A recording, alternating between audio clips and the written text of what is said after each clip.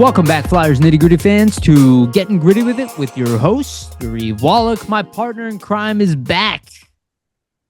Vasili Gianarakos, my friend. How are you? I'm doing well. I was on vacation in Punta Cana. Dominican Republic's a really nice country. I mean, if you have the chance to go, I definitely recommend it. Over that period, the news does not stop. Flyers wise, a lot going on. So happy to be back and happy to get into the discussions here because, just a lot of news, a lot of trade rumors, a lot of things to discuss with the gameplay. So it's going to be a fun show. How you doing, buddy? I'm doing well. I'm doing well. I'm excited to have you back. It was fun to do one episode by myself, but it's better to have you on here with me. The episodes are better when I'm not just talking to myself. But it was you missed kind of I wouldn't say it was a lull. We kind of overlapped in our vacations, but like it wasn't as busy. And then you went away, and now you're back, and there's just a ton to talk about. Like you said, like we have everything, it's just from trades to roster changes to call ups to Goalies. injuries to goalies to prospects. Just a lot of stuff to go through. We'll get into Torts getting surgery. So. Yeah, even Torts on the IR. So yeah, real quick before we get started, just want to remind everybody, please like, subscribe, share, hit the notification bell for notifications. Go to iTunes and Spotify, give us a rating and a following there. All of that is a humongous help to us. And again, trying to get our subscribers up. We're inching up there. So if you're listening, especially if you're listening regularly, please remember to subscribe if you have not subscribed already. It's humongous help, and it's really the best way to support this podcast to get the subscribers up. And also a shout out to our sponsor, Jim Steaks at 4th and South. Make sure to get yourself a cheesesteak. You can get their cheesesteaks on DoorDash. And also Public Summit Adjusters, 215-752-0560 for all of your adjuster needs. All right, let's get into it. We had a series of games, a lot of ups and downs of emotions in those games. The Flyers have a really pretty strong game against the New York Rangers, come out with a 2-1 loss in a game where you really felt like they were the better team in that one. They definitely took it to the Rangers, and the Rangers are a fantastic team. They've had a few of these games this year where they really took it to one of the best teams in the league, and didn't come out with a point or came out with 1 point, not the win. And it shows why they're not a Stanley Cup team, right? Like they don't have that. They had some injuries. Obviously, Konechny wasn't playing in that game, but they don't have as many X factors to kind of break through some of those really tough games. That'll definitely come into play in games like the playoff games, and especially against top teams. But they do not lose focus. And even the game against the Pens, they lose that game 7-6, but it's a game where they never quit. They consistently tied the game, and even when you thought they were completely out, they still came out just one goal behind. You almost thought they were going to do it in a game where Cal Peterson probably had his worst showing as a Flyer. It's hard for me to blame one guy, but when the Flyers needed a save, he just wasn't there for it. And it was just really frustrating to watch. But then they rebound really strong against a very good Tampa Bay Lightning team. A game where it started off with the lighting issues and the power issues, and the first period was kind of boring. I don't even know if the shot totals were accurate. I think they might have been higher. Who knows? But it was on paper was really boring to start, and then the Flyers kind of just took over in the third period. Played one of their best periods, at least that 10-minute span in the beginning of the third period, and they just took over the game to the point where John Cooper, coach of the Tampa Bay Lightning, pulled their goalie with 10 minutes left in the game. You definitely saw it spark the team, but they were down 3 goals. They managed to score 1, and the Flyers get 2 empty netters to kind of just run away with that game. And the perfect response from the team. And we have several standout stars throughout this time, but we'll get into that. But just your thoughts on the games, and we'll get into players right after that, and we can talk about all of it in its entirety. But what do you think about the Flyers 3-game span here? Obviously pretty disappointing to lose back-to-back games to two divisional teams in the Especially Rangers. Yeah, and the Pens, because with the Penguins game, I mean, you really have the chance with it being a 4 point game to kind of put them in the rear view mirror. Yeah. I still think the Flyers, I mean, they have a considerable, advantage over the Penguins in terms of points right now. Like there's still a gap, but the Pens do have games in hand. So it's Hmm. something to take into consideration where, you could have really put them on the back burner there if you would have won that game. But that Rangers game was really encouraging. I mean, the Rangers are tied I believe, as the top team in the league right now. So they're essentially hanging in there with one of the top teams in the league. They have a ton of talent, and the Flyers outplayed them, right? Like the shot total is really what does it for me. Like in that Rangers game, the Flyers outshoot them 40-24. In that third period, they outshoot them 17-5. And I mean, that goal by Matt Rempe where he's kind of in front. It's an unfortunate one. He's a really big guy. It's a tough save for Urson where it kind of hits him and goes in. Overall, I mean, I don't think you could really ask for much more out of the Flyers against the Rangers. They just couldn't, beat Shesterkin, and for good reason, right? He's arguably the best goalie in the league. He put up an insane stat line, 975 save percentage, 39 saves on 40 shots. He was locked in. I think that's a game where you really miss a guy like a Konechny. The Flyers, they have the shot volume advantage, shot attempt advantage, but they just can't find a way to capitalize. And I think that's where you miss a finisher like Konechny. And then going against the Penguins, I mean, the resiliency is what stands out to me. Like they're down multiple times, and the team obviously could tell that their goaltender does not have it. He's not at his sharpest, but they still don't quit, and it doesn't, factor into them kind of giving up or saying, "Hey, it's not our night. It's a back-to-back," and they still come back and try to, look for that point, get to overtime, but unfortunately cannot do it. I mean, Peterson ultimately lets them down there. Some of those goals that he lets in, I mean, really weak goals. His, like you said, Yariv, you summed it up perfectly. His probably worst game as a Flyer. And arguably, I mean, the team didn't help him out a lot on some of the goals. Like there's some coverage misses, some turnovers, things like that. But there's a few saves that, you have to make as a goaltender to, help your team and kind of show them that you're there as well. When things are kind of breaking down, you can give them a save. Whereas Jari does make that extra save for the Pens when they need it, and does end up, getting them the win. So unfortunate there because you could really put the Penguins in the rear view mirror. But a telling thing for me is the bounce back against Tampa, right? Like Tampa was on a run of an 8-game win streak. The Flyers easily could have gone into that game and got outplayed by Tampa Bay. Tampa's got a lot more high-end talent than the Flyers with the Kucherov and the Stamkos, but they limit those guys and did a really good job of limiting them, especially on the power plays. Right, and not allowing those guys to kind of capitalize and take over on the power play, which Tampa did previously in the 6-3 loss that the Flyers had to them earlier in the season. So that was encouraging. I didn't really see too much in the first two periods against Tampa, and then the Flyers kind of explode in that third period and probably play one of their best third periods of the whole season. And I would say standouts for me kind of over the three games, definitely Tyson Foerster. I mean, he's just really upped his game since he's returned from injury. Noah Cates, though he hasn't really been on the scoreboard in every game, I thought just his forechecking ability has been a real asset for the Flyers. That whole line of Paling, Hathaway, and the name Kate. it's escaping, and Cates. Yeah, I just said his name, but the whole line of Paling, Hathaway, Cates there, I think it's been probably, if not the best Flyers line, one of the best. Over the time they've been together. And it kind of shows because they're getting a lot more ice time than they typically might. So they've been really good and really noticeable. And then also Cam York and Sanheim have really played well too over the 3-game stretch and have showed that together they're a really viable top pairing. Obviously, they got split up earlier in the season just with the addition of Drysdale. Now with Drysdale getting injured, they kind of put them back together, but I think that pairing is one that'll probably stay together for the remainder of the season, especially with the injury troubles on defense. But overall, I think it's a really positive sign to see Philadelphia bounce back.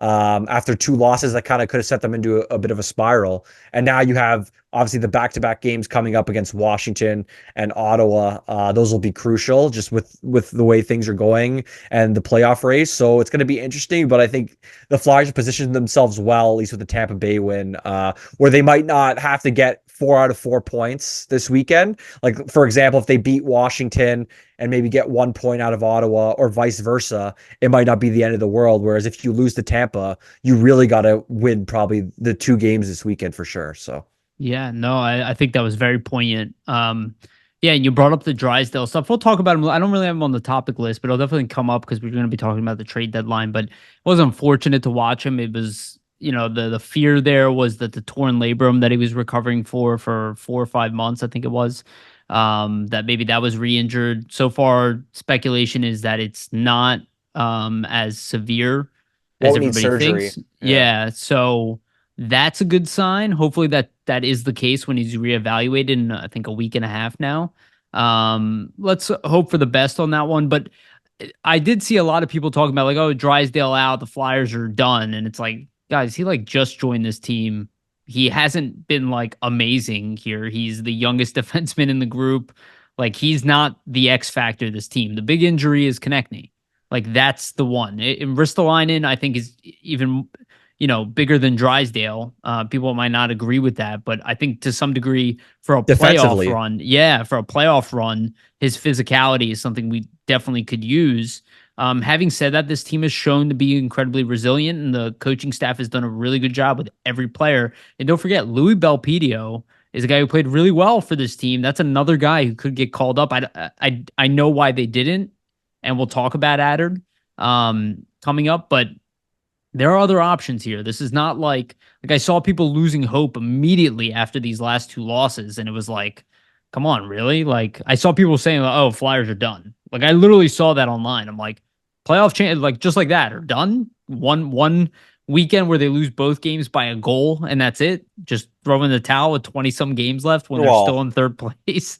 But I just just think people are overreacting to the losses. They of weren't that course, yeah. bad of losses either. Like. No, it's definitely an overreaction. And I mean, let's be honest here. If Urson's in for that Pittsburgh game, or I mean, probably even Sandstrom, maybe Or it's Carter likely they Hart. win. Or Carter Hart. Yeah, it's Yeah. likely they probably win that game. And then against the Rangers, it's almost like a coin toss in the sense that, hey, it's a 1 goal game. You're up against Shesterkin, one of the best goalies in the league. Yeah, like you It said, happen, he right? turned it Like, on. He turned it on. I think he nailed it. and Um, yeah, like it's nothing really to panic over. Like if you look at it, right, the Flyers are still third in the division, 69 points. The Devils are 64 points, 5 behind them. Washington, 6 behind them. Penguins, 7 behind them. So there's still a bit of a gap there, but obviously it's not one to the point now with those two losses where, okay, they can go on an extended losing streak. They're going to have to pick up points every, couple of games here to kind of maintain that. yeah. So we'll see what happens. I mean, they got a tough schedule coming up with about 15 games, I believe, in 30 days. So it's going to be interesting to see how they handle that, especially with some of the injuries and having to get the backup goalie and Well, Sandstrom in. But and we're gonna see where it goes. and we'll see. So I think the scariest team there is the Penguins because they have 4 games in hand on the Flyers and they've Yeah, been playing well. and just the talent they But have, right? but because they've been playing such a small, yeah, of course. I never count out Sidney Crosby. But again, with the talent that they have or with the games that they have in hand, that means they're gonna have a really compact schedule. It's gonna be a tough schedule for them. So like they're That playing plays a today factor. against Yeah. the Kraken. They did beat Vancouver, who's on a little bit of a slide here. I think they lost 4 in a row already. Um, Maybe not actually. No, they lost 1 in a row, but they did win in between that. But they have lost a few games here. They're 4 and 2 in their last 10. And I just think the Penguins are not like I don't think that they're gonna have an easy streak here to get where they need to go. The season has not been easy for the Flyers in general, so I don't know why to doubt them now. Things have not been easy for them at all at any point this year. Yeah, So and they've faced that adversity pretty well so far. yeah, And it seems like it's a team that actually thrives under adversity and right. when they're being doubted here, right? So I think that probably might motivate them even further because it seems like they've been using that as motivation all along so far this season. So we'll see where it goes. I'm really more interested in, obviously we're going to get into the trade deadline stuff, but just to see kind of how the roster shapes together if some guys are moved. So Yeah, yeah, I agree with that. Okay, let's get into specific players. Well, we got plenty of topics here, but first one I want to talk about is just Bobby Brink getting the call up. He does score in his first game back. He scores the Flyers' first goal that game. nice goal too. Yeah, nice goal. I thought he was effective. Again, he didn't get sent down because of his offensive play. Actually, if you look at his offensive production, it's where Foerster is. Like both of them, like he would have kind of had a top rookie season this year if they didn't think he had to kind of work on the details beyond that, where Forrester's ahead of him in that and probably always will be, quite Yeah, the frankly. checking and the defensive play, right? That's what they're Yeah. looking for out of Brink. But we talked about it, right? Connecting goes down. The best option for a call up there is Bobby Brink. If you want somebody who can bring an offensive game, that's the guy. Now I believe there's some lineup changes too, potentially going into the next game where Brink will, instead of playing with Farabee and Frost, will be playing with Tippett.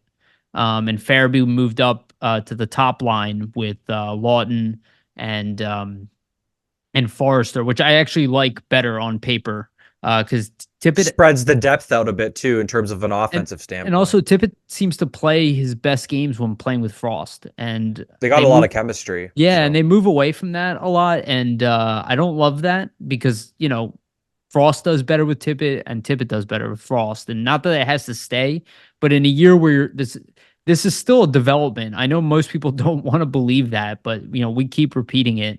These guys are in their mid 20s. They're still building their NHL game. They are not finished products at all. So if they are gaining momentum in some kind of capacity, Tippett, while he didn't score, he actually had several self-created opportunities in the game. So I just would, if it's working, don't break it up. Like there was a constant thing to put him with Coots, which again we'll talk about Couturier.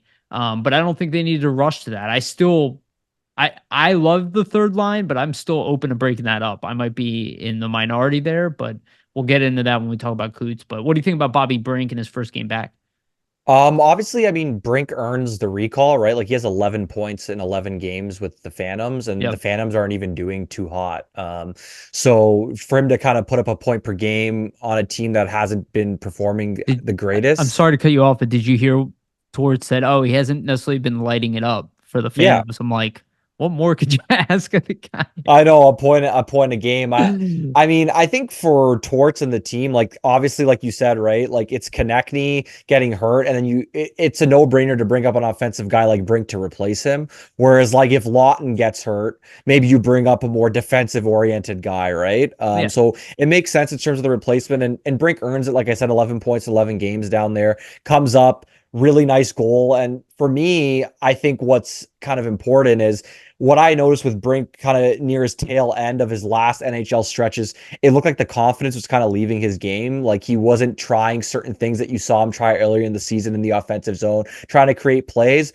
And the first thing you see almost minutes into the game, one of his first shifts in the game, gets that pass from Frost, isn't afraid to take the puck to the middle of the ice, stick handle a little bit, then shoot it from distance on arguably the best goalie of the last like 7 seasons in Vasilevsky. And then I mean, he beats Vasilevsky from distance, blocker side, probably one Vasilevsky would want to save, but just to be able to have the confidence to shoot it from distance on a goalie like Vasilevsky, it just shows to me that Brink is really confident in his skills right now. So it's a perfect time to kind of bring him back up. yeah, It's funny though, because in the press conference after that game, Tortorella mentions that, Brink, he has the offense, but obviously, they want to teach him the defensive side of the game, and there's certain things that they want him to learn. I think the most telling thing for me, and I think it's just a thing that Tortorella kind of brings in general as a coach, is he said that he wants Brink to earn it and kind of learn how to be a pro. And I think that's a main thing for Tortorella is, you know,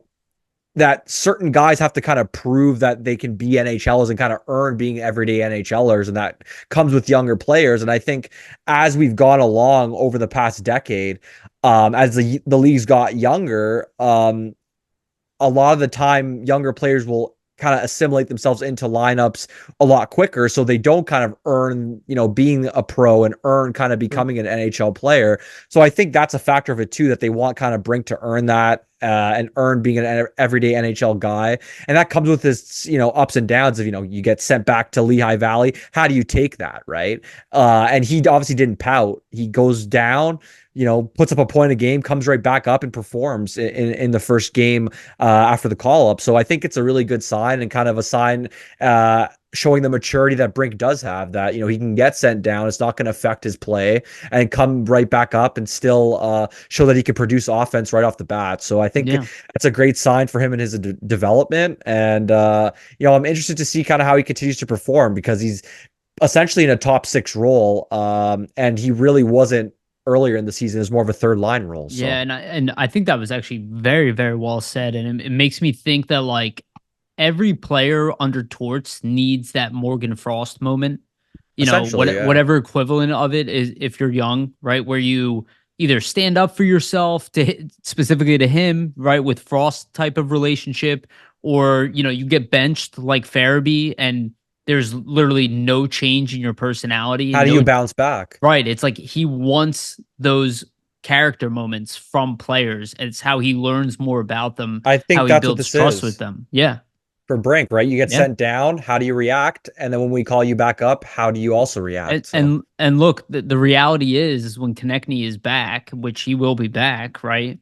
What happens with Brink? There's still Cam Atkinson. We'll talk about, the benchings and whatnot, but this is still a really tight group, right? Like especially on the wings, there aren't a ton of roster spots here. So even if he plays well, there's no guarantee he's going to be in a top six spot, and they're not going to play him on a fourth line role, right? They're not going to yeah, bench Delorier to have Brink checking, right? They can do that with Lixell. They're not going to do that with Bobby Brink, because Lixell doesn't project to be a top six forward. He projects to be, third liner. yeah, like a third line player with his skills. So it's like, you know, again, it's best that we do bring players along that slowly, because that top six role carries a lot of expectations, right? And you have to mold and become the type of player. I love what you said about, that they have to earn it. And that, I think this is such a great point that you made, that back in the day, they always had to earn it. And today, because of the salary cap, especially, they get slotted in because of cap convenience more than because they're 100% ready. And that's not a great way of developing players. And Jamie Drysdale, for example, and Keith Jones has talked about this. He was rushed into the NHL. We've talked about it. You don't put an 18-year-old defenseman in that position. It's Especially stupid. on a bad team Yeah, too. it's stupid. Not every defenseman is Cale Makar. That is the 1% of the 1%. Like majority of time, that is not a wise decision. Even Provorov, you can make the case we brought him in too early, right? He still played well in his rookie year. He didn't necessarily show that, but would it have hurt him to wait another year to slow down? We weren't in the position to do that, right? Our defense was a disaster. He walked in as our best defender. You don't want that. You don't want to put a C. You can do that with McDavid, which I still argue wasn't the right move to give a 19-year-old kid the captaincy, but like you don't want that. You want them to earn it, even if they are the Yeah. best player. Like you want them to go through the same trials and tribulations everybody else. There's a reason why they brought in Leclerc and Sharp, right? And why the guy who runs the team went through a similar path. Why they gave the captaincy, and I brought this up online. All three guys, Couturier, Lawton, and Konechny, all went through this in their career. All three of Slumps them. having to earn that top six ice time, right? Yeah, none of them Well, were not for handed Lawton, but anything.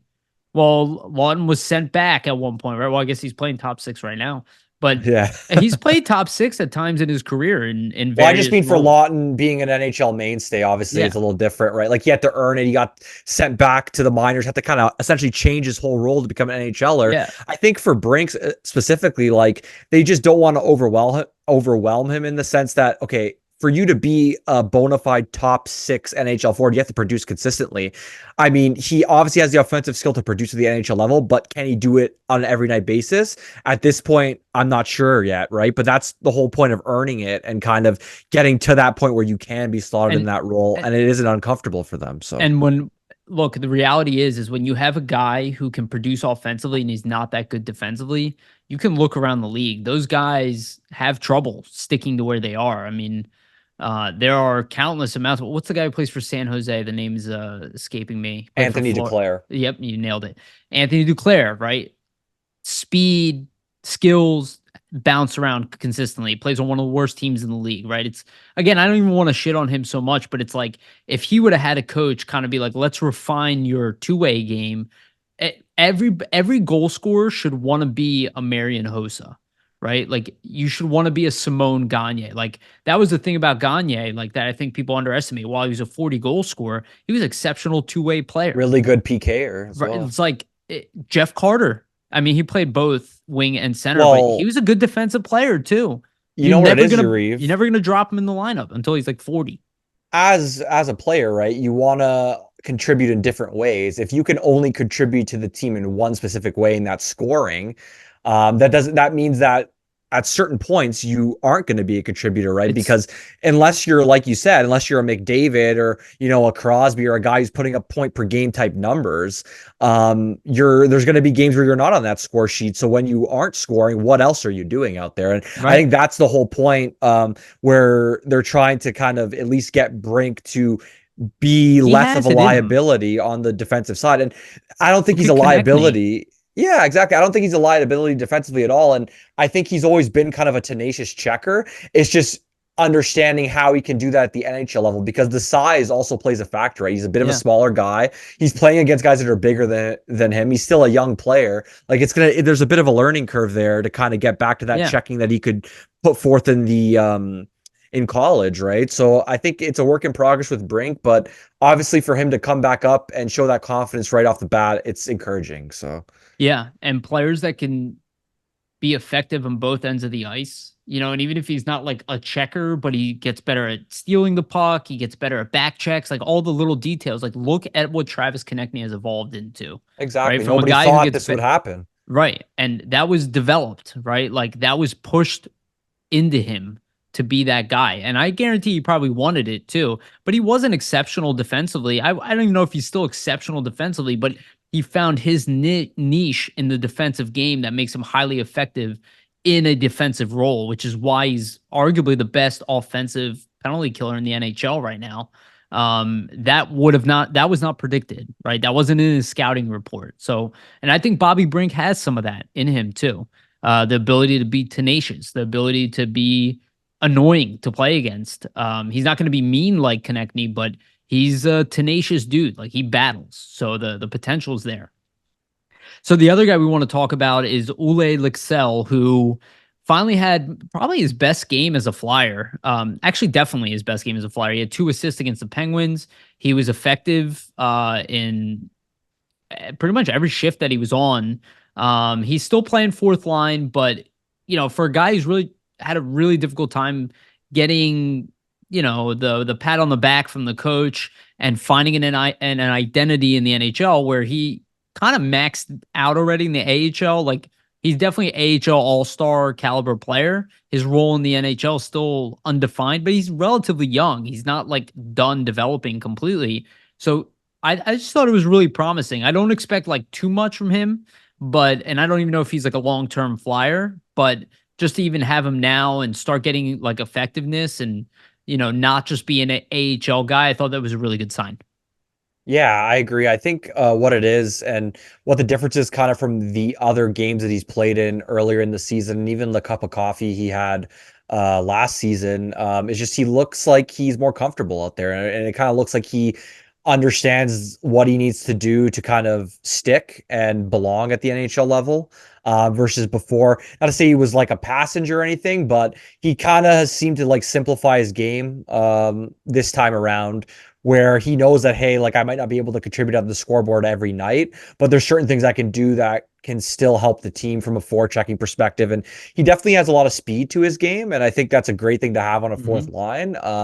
obviously him and Couturier, I noticed, I mean, in the Penguins game, they showed some chemistry in terms of the passing together. So maybe something gets going there. But it's definitely good to see from Lixell because there's a few games that he played in the past where, he didn't really even stand out or you didn't really even notice him He at would all. like So disappear in the game. Yeah. yeah, right. So that's where I kind of think the comfortability factor comes into play where, you can get a call up to the NHL and it's kind of your first cup of coffee.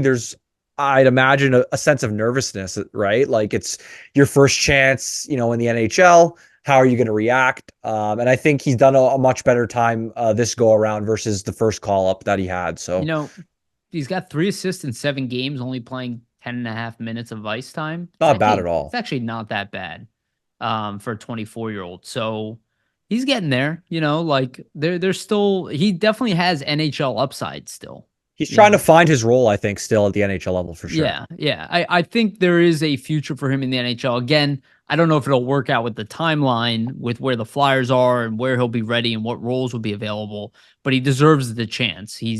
I don't know what more he could do for the Phantoms at this He's over point. a point per game for the Phantoms, correct? Or at least I close don't anyway. remember. He's definitely around there. Cooper Marudi's been on fire down there. He has where is he? He's close. 32 points in 34 games for the Well, that's Phantoms what I this mean, year. right? Like to your point, like what else is there really left for him to do kind of at the AHL level? So I think now it's just for him, probably mainly it's okay, what can I do at the NHL well, and how do I carve out a role for myself Yeah. in doing that? So Yeah, and we'll see where it goes, but I could definitely see him being like a fixture on the fourth line going ahead for sure. yeah, I could see it. I mean, again, if the Phantoms don't make the playoffs, which it's not looking good for them, he could be one of those, black aces or whatever that kind of hangs around the Yeah. team. Um, though, we'll see. We'll see. He's got time here to prove it. I don't know if he's going to get every game here going forward. I do suspect that he probably will get benched at some point, not because of his play, but just because of the numbers game. Yeah. But I think it's still positive. He had a good game against the Pens, and it was an opportunity to stick out. A guy who's absolutely stuck out, and the more you watch him, and as the season goes on, and I'll let you get in the stats, Vasili, because you pulled them up. But Tyson Foerster, I mean, this episode's titled around him, and quite frankly, I mean, the more when we drafted him, I don't think anybody really thought he would be a star player, but it's like it goes back to what we were talking about Bobby Brink. He's effective in all situations. Yeah. And he is a rookie. And when you see that, and now his ability with like the goal scoring that he's been lighting it up and scoring big goals too, not just, like self-driven, big time goals, scoring consistently. Like that whole Mark Stone comparison starts coming up more like this guy could be a bona fide star in the league and maybe not top 10 in points or whatever every year. Maybe he's not a 50 goal scorer or whatever. But, you do look at his game and he seems like a guy who would be a mainstay in a top six for any team, including a Stanley Cup winning team, just off the way he's playing. Again, I'm projecting and I'm jumping ahead here, but I haven't seen a Flyers rookie really do this for quite a long time at this young age to come in and be this effective defensively and offensively. It actually kind of reminds me of Simone Gagne in some ways. A little bit. And Yeah. maybe even Joel Farabee, I guess, kind of had a really strong early stance, especially defensively. But this guy is like tough on the forecheck, block shots. He's big, he's physical, he's got a great shot. I just, the more I see of Tyson Foerster, the more I love him. And even when he was struggling offensively, I remember people were talking about how he should be benched. I just never saw it. I never saw any point that Foerster should be benched. I'm like lockstep with Torts on him at this point where I'm like, yeah, dude, like I didn't even want him on the top line early on in the season, and now I'm kind of like, why wouldn't you? Just because of the way he's playing. And this line that we're seeing of Farabee, Lawton, and Forrester, like maybe that becomes like the Flyers might not roll out a true top line. Like we have Couturier on the fourth line, but maybe like I don't anticipate that'll stay. So it's like, what are these lines going to be? And Lawton's kind of back to his usual self now offensively. So I don't know. Things are just getting really interesting. And There's good chemistry forming there. So I'm just Tyson Foerster has just really impressed me. And if he hasn't impressed you, you haven't been watching the Flyers. Yeah, the thing that stands out with me for Forster is just the hockey IQ. Like he seems to always just be in the right Right. places, right times. And so Really young. great. Yeah, so young, really great anticipation. And just he's like strong on pucks on the boards for a rookie. And usually that's not the case for a lot of, Right. rookie players in the NHL being so strong on the pucks, so strong defensively. Evolving Wild, they do a ton of stats, just in terms of like models like goals above replacement, stuff like that. And like based on Evolving Wild's models, like he has top 5 defensive numbers in the league this year. That's not just like amongst rookies, that's like in the league amongst all players. Wait, what was that? I'm sorry. I got distracted by something. What was it? No, so Evolving Wild, they do a ton of like models in terms of like goals above replacement, stuff like that. And he has top 5 defensive numbers per Evolving Wild in the league. That's not just amongst rookies, but that's amongst all players in the NHL. Damn. So yeah, he's been really great defensively. Obviously, at first it was kind of a small sample size because he's a rookie, so it's hard to know. He's playing with Sean Couture and Konechny for most of the season, so a lot of people were like, "Well, they're kind of carrying him a little bit in terms of those defensive stats because you're playing with one of the top defensive centers." But now he's away from those two players and he's still continuing it. So that kind of just shows to me that it's him uh doing it as well, not just the guys that he's playing with kind of pushing him into those types of numbers. But so yeah, the defensive stats are unreal for a rookie, firstly, and then the offensive stats are crazy too since coming back, right? Like he has 4 goals in the 3 games since coming back, which is crazy. And he has 7 goals in his last 7 games and 8 points in his last 7 games. So he's heating up offensively. That's kind of what we were looking for with Foerster, right? Like the defensive play was there for him earlier. The goals were not, but that can kind of happen for younger players. Sometimes it's difficult to understand, where you need to go to score goals, where you need to go to kind of find those soft areas of the ice to score at the NHL level. It can kind of be a struggle for a rookie to do that. And I think that's probably what it was to start the season for him. But he's obviously finding those areas now, and it's becoming just more comfortable offensively.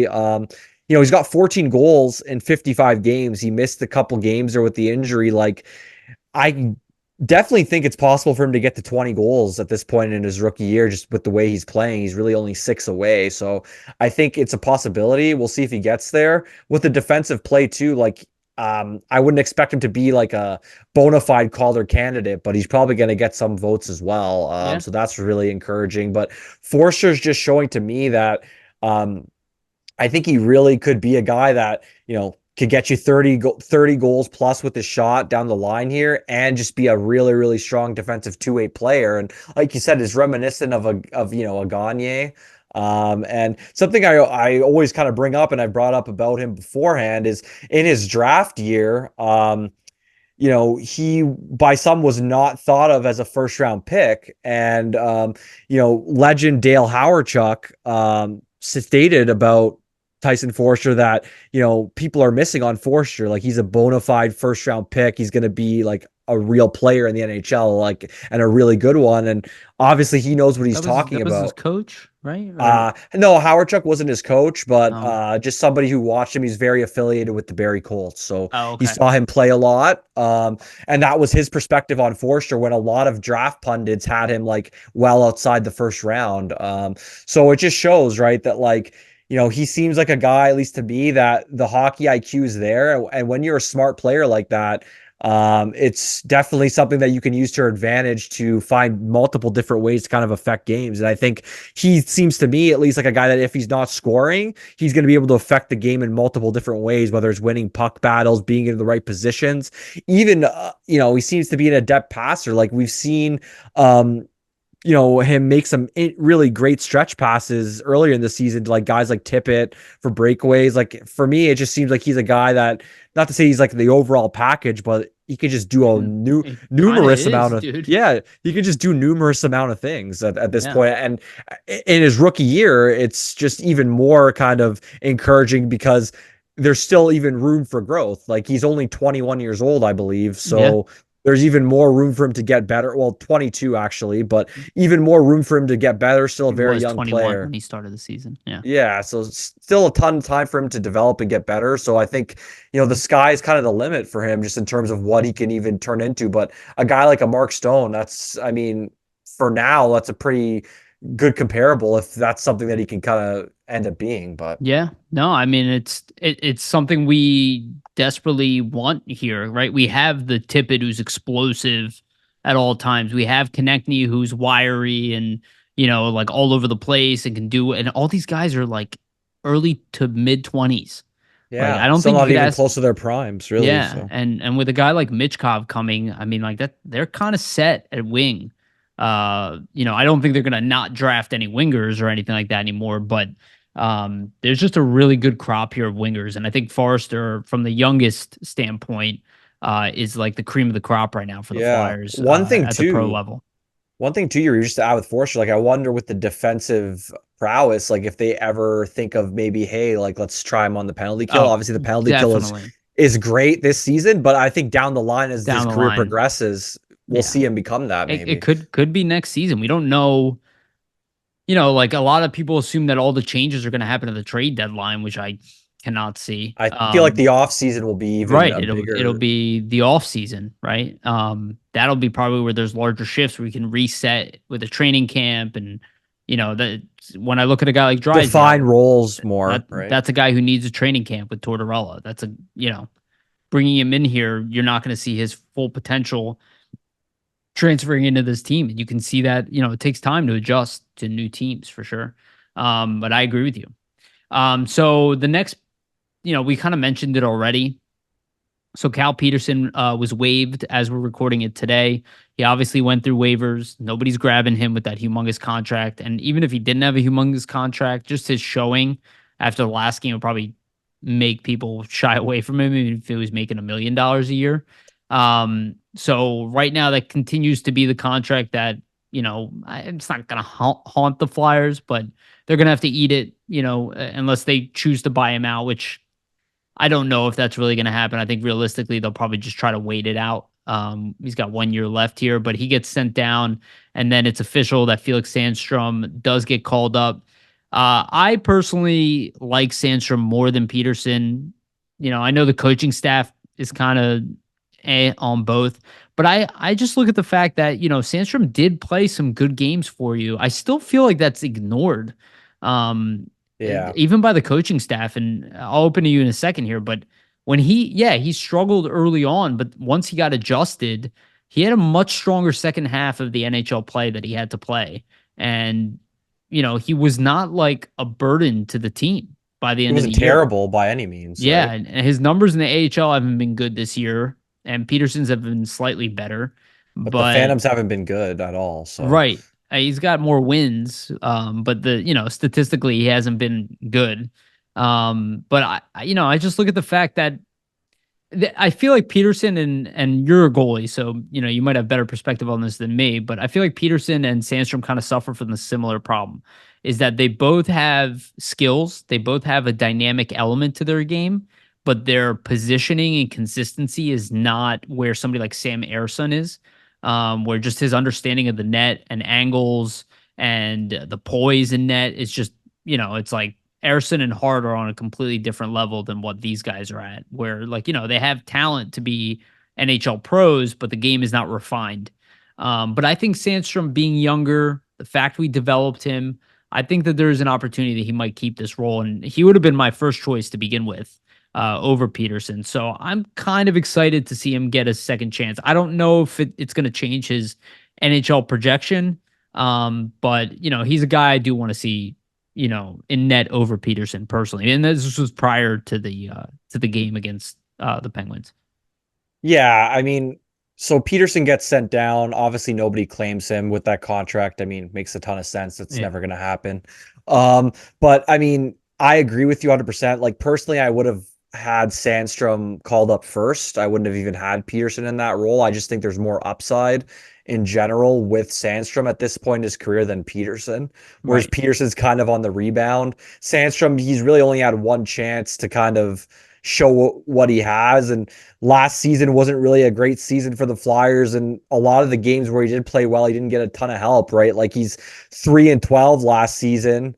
And a lot of those are back-to-back games, and the Flyers kind of just left them out to dry in some of them too, right? So I think that plays a factor, and a lot of people haven't really kind of considered that. For me, just in terms of their games, like I would say that Sandstrom and Peterson, like you said, suffer from the same kind of problem. It's just a consistency issue, and it's more just not even consistency from a game-to-game basis, but it's like a shift-to-shift basis where you'll see them make a routine stop, and then they'll let a weak goal in, and that kind of blows all the wind out of the team's sails, essentially, right? And when you're a team and a goalie lets in a backbreaker, it can be tough to rebound from that. I think that's maybe where they look to Peterson first because he's more established in the NHL, has played a lot more games than Sandstrom, is more of a veteran. So they're saying, okay, we'll give the veteran a shot here because maybe he can calm things down for us in those situations where they didn't have the belief that Sandstrom could do that. But obviously Peterson couldn't do it either. So now Sandstrom kind of gets the shot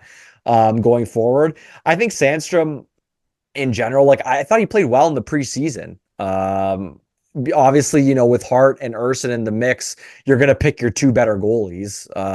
So it makes sense that it's not going to be, Sandstrom in that backup role. But I think Sandstrom does have the ability to be an NHL backup. He just needs to be able to show that he can be consistent more often, right? And I think Yeah. it's the consistency factor and not letting in, those weak kind of back-breaking goals. But it's interesting. So I have a quote from John Tortorella from today's practice. And this is kind of what Torts had to say about the situation. He said, we probably have 4 or 5 games left that we'll use the backup in. I don't think our team played great in Pittsburgh. I don't think Cal played that well. So now Sandy gets a chance. The next time we want to use our backup, Sandy will get that game, and then we'll make the calls from there. So I don't think that entirely even closes the door for Peterson, right? Like if Sandstrom goes in and blows it Yeah. completely, you could see Peterson come back up and you could kind of see them Yeah. get rotated because I don't think either of them at this point are in the situation where they're going to get claimed on waivers right now, just based on kind of their performances in the AHL. It's like Yep. they've been lighting it up, right? Like if both of them were killing it in the AHL, really great numbers, maybe a team would think, hey, this could be good insurance for us. But at this point, I think they can kind of swap them freely without the worry that someone's going to claim them. So, I mean, I'd expect Sandstrom to kind of cement himself as the backup here. I don't think he's going to be as bad as Peterson was in that Pittsburgh game. Like some of those goals that Peterson let up were just atrocious goals. Like Yeah. I don't think Sandstrom's going to be letting those types of goals in. Obviously, we'll see what happens. He's probably going to get Ottawa coming up here. On Saturday. I mean, and they're not a very good team. So I think this is a game where he can kind of establish himself, kind of get familiar or back to getting familiar with kind of the NHL pace of play. And if he plays a good game, that kind of bodes well going ahead, right? That he's going to get some more games down the stretch here. So personally, it would have been Sandstrom for me from the beginning. I just think he has more of an ability at this point in his career to potentially be a backup. So why not give him the shot? Whereas Peterson probably is going to be that AHL goalie going ahead. But it'll be interesting. I mean, they have the two Swedes now they're going to run with. You're going to imagine that probably Urson's going to get the majority of the rest of the starts, and Sandstrom will spot in probably either on the back-to-backs or if, there's like 3 and 4 nights or something, or like 3 games in 5 nights, they might want to get him in there. But I think Sandstrom last season showed that he can make big saves at big times. It's just he didn't really get a lot of goal support. Whereas this season's Flyers, they seem to provide a lot more goal support for Yeah. their goaltenders. But I think he might fare a lot better, right? If he can kind of play those games where he's only letting in like 2-3 goals a game, I think the Flyers could probably win with Sandstrom in the net. So Yeah. No, we'll see. Time will tell. I agree. Peterson could get another shot. I mean, they're not confident in either one. We know that. So, again, this is a position. This is why I wanted Sandstrom not to be waived early because I was like, we can't really afford to lose a goalie. Um, and we'll talk about it in the trade deadline talk, maybe what an option is to bring somebody else in. The next player we have is Sean Couturier. Now, Sean Couturier has been struggling of late. I'll let you go through the numbers, Vasili. But it's been obvious. You don't really need numbers to see that he just hasn't looked the same. Having said that, again, repeat what I said before. A guy missed 2 years, and even the coaching staff has said this. Even Tortorella, it's like it's kind of anticipated to some degree. Like it's not that surprising that it's happening. Um, and you could say similar thing about Cam Atkinson, but I believe that Couturier will get out of the funk that he's in. I think already you've seen signs of it, of just the change in his play. I think it's also kind of like probably will spark Couturier a little bit at the same time. Remember Scott Lawton, who's playing in his position right now, was struggling mightily at one point, and everybody gave up on Scott Lawton. I heard people saying he's having a terrible season and all that. And now that's so far behind us, right? He had a 3-point night the other night. He's been scoring big goals. He's been everywhere on the Big point ice. streak. Yeah. Yeah. So it's like this happens, not normally to Couturier, which is what is concerning about it. But when you predicate it with a 2-year layoff or a year, season and a half of missed time, Yeah. it definitely makes more sense. I don't anticipate this to be something going into next year. But it's something he's going to have to battle out of. I haven't loved his game defensively and offensively. He just hasn't looked like the same player of late. Having said that, I think there's an opportunity here. There are players benched and there are players out of the lineup to kind of find new combinations. And while I do love the third line, the way that I'd be crazy to say break them up right now because they've been playing really well. I'm still dying to see a Coots and Cates combination there. And I think, especially come playoff time, I think that line could be just so difficult to score against if assuming Coots gets out of the slump that he's in, which I do assume that he will. I just would really love to see that. I don't think the coaching staff's going to jump to that because they haven't done it so far. But I still think it'd be powerful. And again, while I haven't seen Coots' normal game, I just don't see it as like a long-term problem. I'm not like concerned at this point. It sucks to see, to watch it play out in real time, but it's not a huge concern for me currently. Yeah, the reason why it's not too much of a concern for me is just how well he was playing earlier in the season. Like Right. Yeah. there's multiple times where he had over 20 minutes a night. He was scoring goals. There was times where he'd have like 7 points in 7 games. Like he was looking like a bona fide top line center at a point, looking like a Selke candidate at a point earlier in the season. Then his play kind of has dwindled since the new year. He's only got 2 goals in the new year so far, which is, I mean, obviously not great. 5 points in his last 15 games. In his last 15 games, he's also minus 14. So he's definitely slipped. Very weird for him to be Yeah, at minus 14. for sure. He's definitely slipped a bit. But like I was saying earlier, like if he wasn't showing those stretches of playing well early in the season, it was kind of this throughout the whole season, then I would be really concerned because you'd have a guy coming off of back surgery, missing 2 years, and he just doesn't look like his prior self at all. Whereas, we saw him look like the old Sean Couturier many times throughout the season already. And now he just obviously isn't playing to that same level. But what I think to be honest, what I think it is it's probably just fatigue at this Yeah. point. It's a long NHL season. He hasn't played hockey in a long time.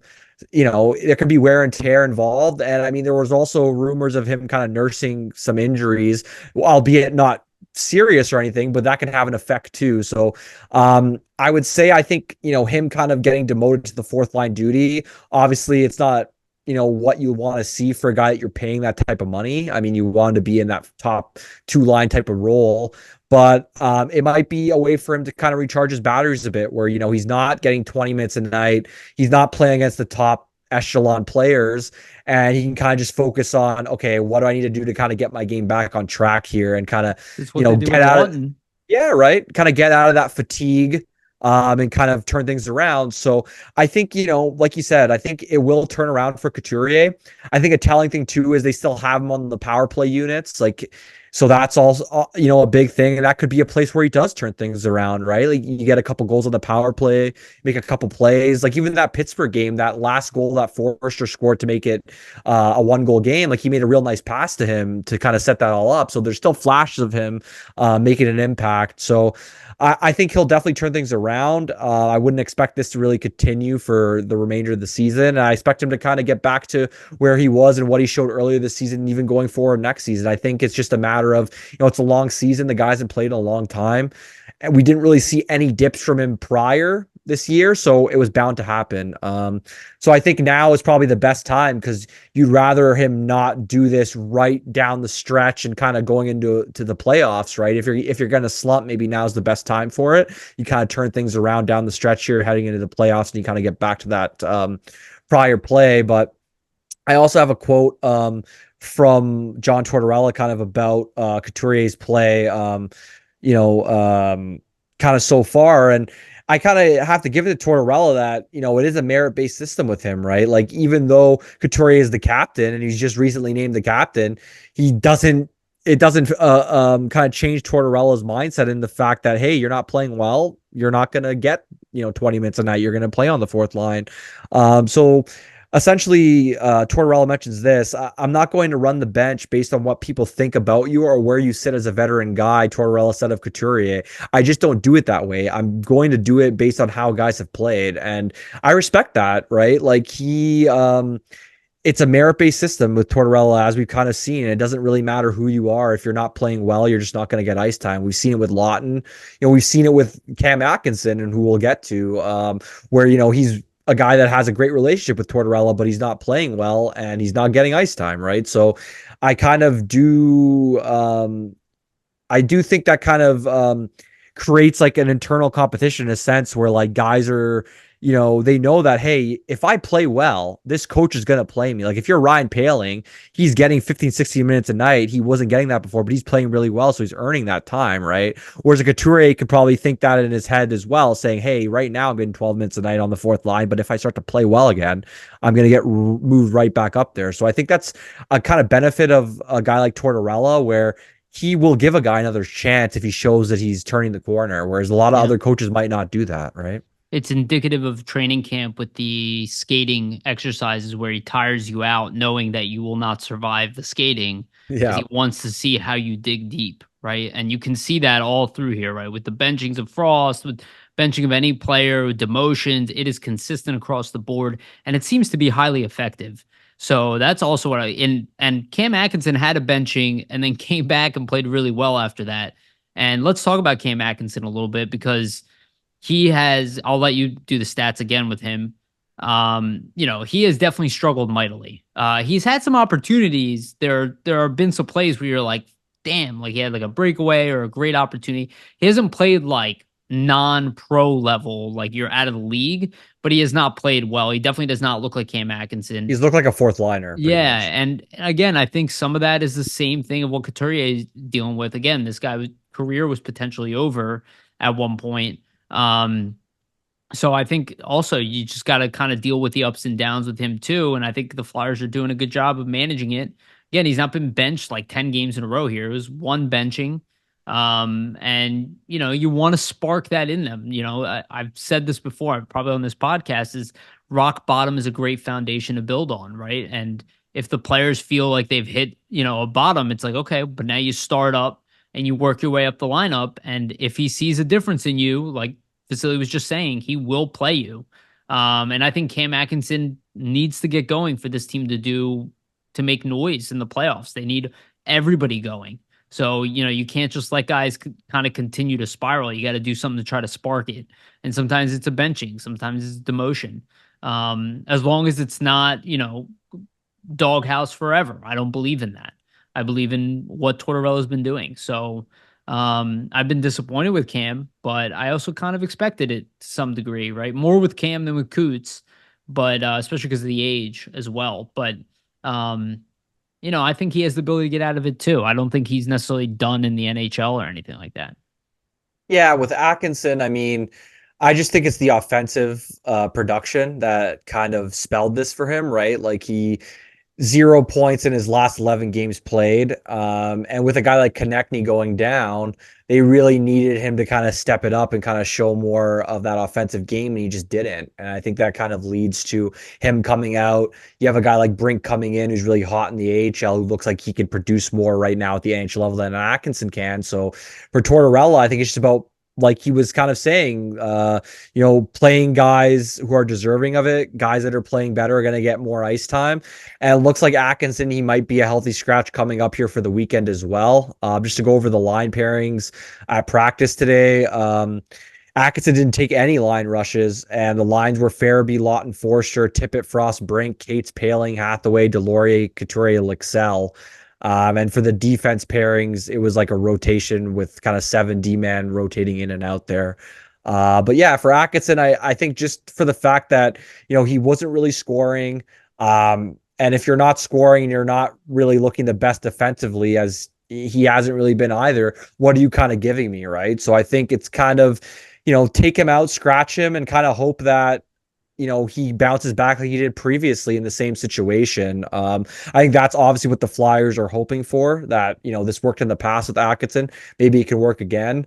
And this is Tortorella's kind of take on that from the after practice press conference.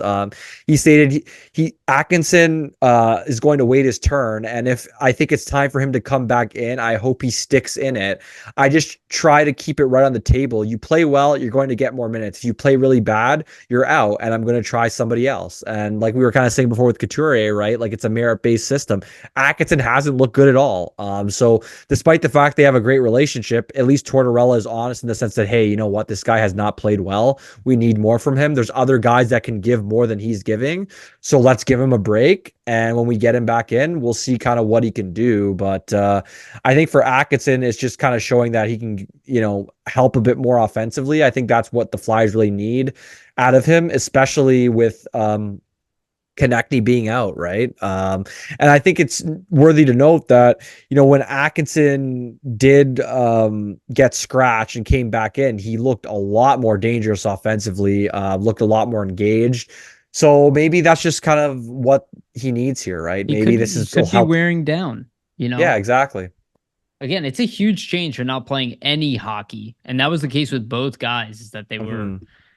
it's Not even practicing, really. right. So I'm interested to see what both of them will do with like a healthy off season coming into next year. And again, they'll both still be here. I don't see Cam Atkinson getting moved this off season. I see most likely if he's going to be moved, it's going to be at next year's trade deadline, assuming he still has something in him.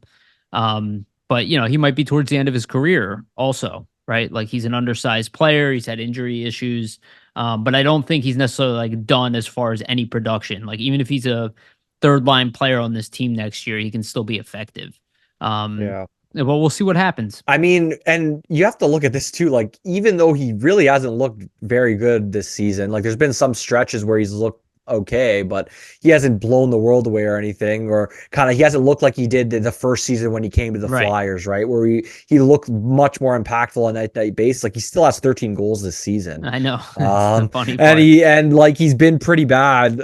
So I mean, with that, like there's always a potential for him to come back in kind of after this reset and kind of refine himself offensively. So I think that's what the Flyers are hoping for. Yeah. Acting as a kind of motivational tactic, right? Yeah. Yeah, for sure.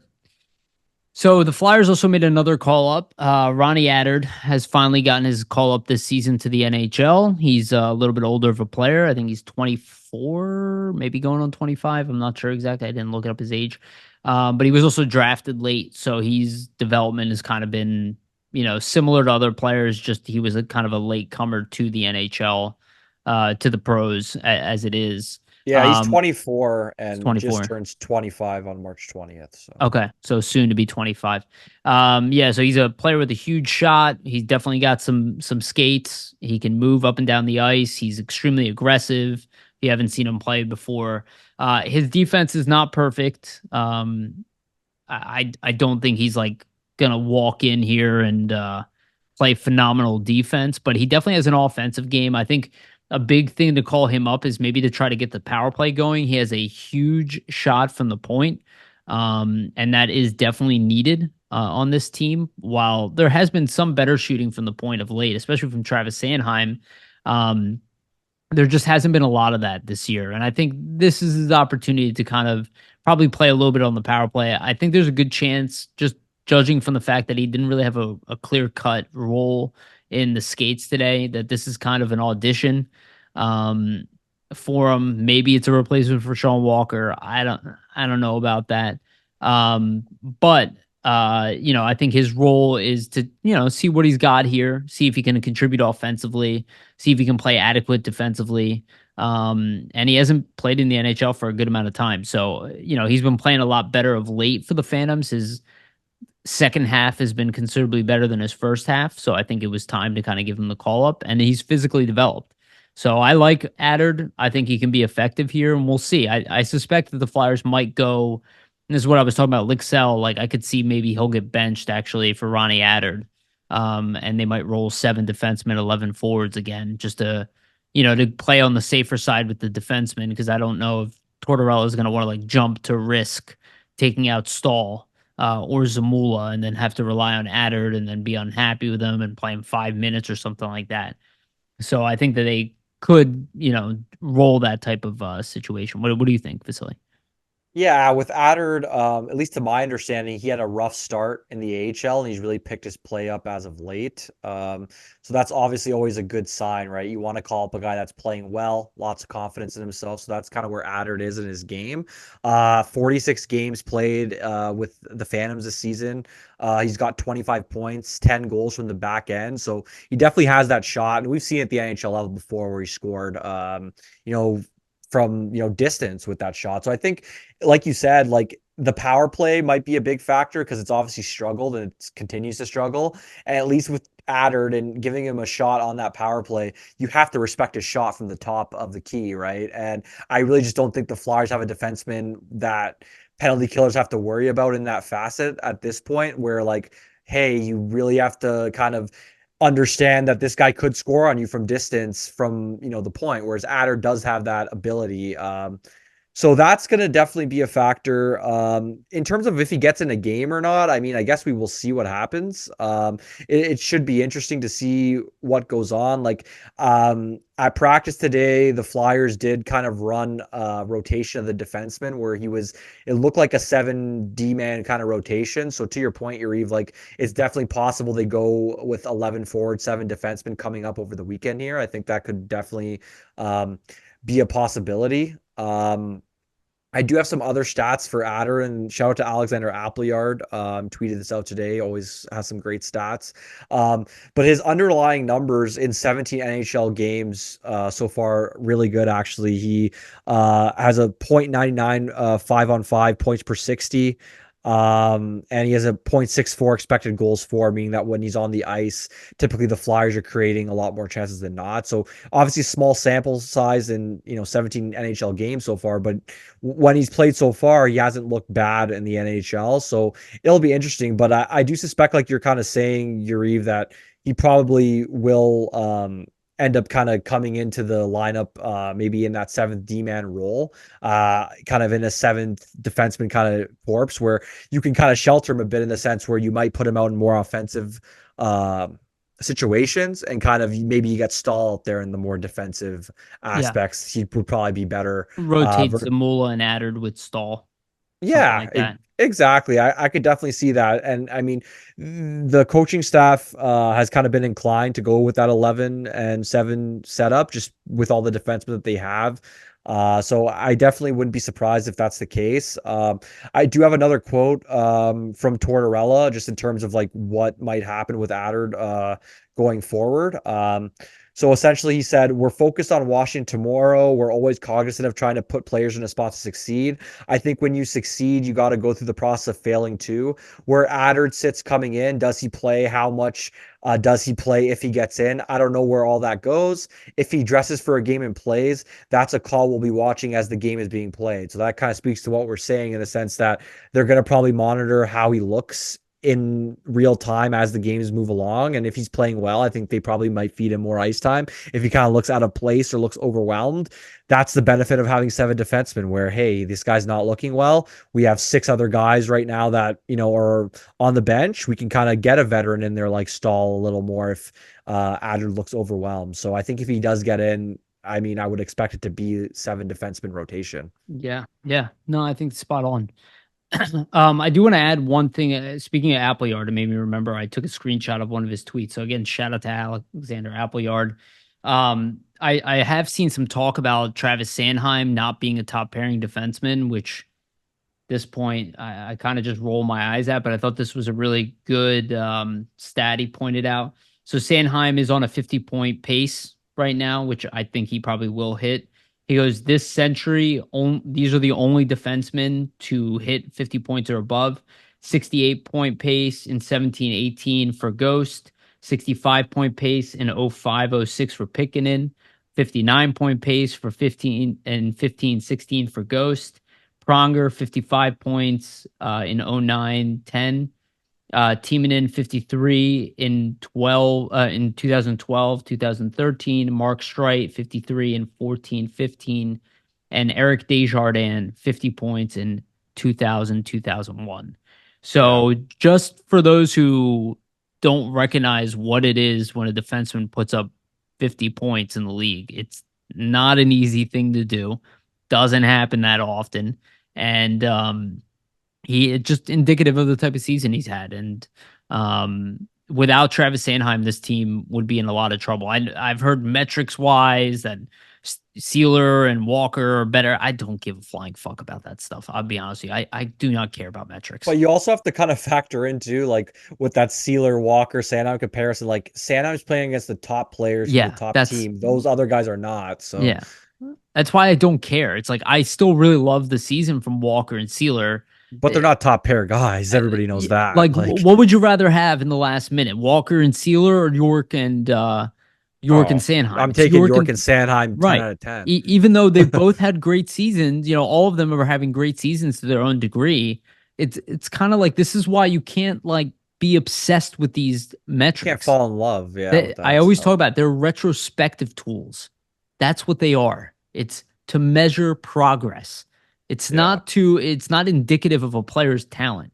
It's never gonna line up one Well, for one like you think it it will. doesn't factor in a ton of different things, like we were saying, like the level of competition you're playing, how many minutes you're playing in that game, all that type of stuff. And then I guess one last piece of news to bring up before we kind of move on, just from practice, is Travis Konechny, wasn't at practice Oh yeah, again should have today. mentioned that. Yeah, So that's obviously not, I mean, great news. He's listed as day to day, but at this point, I mean, it's been almost over a week since he's been injured. So who knows? I mean, when he's going to come back. Obviously, he's going to need to practice before he makes a return here. So I would say, the chances of him coming back this weekend very slim. I'd imagine he's going to miss Washington and Ottawa game coming up yeah, here. So I think so too. that's tough. That's tough for the Flyers because he's their leading goal scorer, leading point getter. I mean, he's their best player offensively. So it's tough. And just with him out, they're going to have to really step it up collectively as an offense. It's going to have to kind of be by committee scoring, right? Like versus kind of just not relying on him solely to score goals, but when you needed a big goal in the past or you're looking for, a goal, you would kind of defer to Konechny to do that. Whereas they don't have that guy. We are seeing players step up like Foerster, like a Brink, for example, like Lawton. So I think we'll continue to see that. But at a certain point, I mean, if he's out, let's say 15 games in the next 30 days, if he's out, for 10 of those 15 games, it's obviously not a good thing for the Flyers. So hopefully he can come back sooner than something like that. But I mean, the Flyers offense still really need to kind of become more of a committee here in terms of the scoring moving ahead, just to kind of stay competitive. So Yeah, totally agree. All right, just want to remind everybody to please like and subscribe, hit the notification bell for notifications, follow us on iTunes and Spotify, and give us a rating there as well. It's a tremendous help to us. Okay, next topic, and I moved this down one because I think it has more to do with the trade deadline talk, but there is a blurb that came out from 94 WIP 94 where Jonesy was on there and he was asked, about the rebuild. And there's like a snippet of him saying that, they're communicating it outward to everybody else. Um, but to the players, he's telling them that it's bullshit. Um, Now Charlie O'Connor did some good work here, followed up with him. Jonesy was saying he's joking, but I think this really goes back to what I was telling people on this podcast, what I've been saying from day one.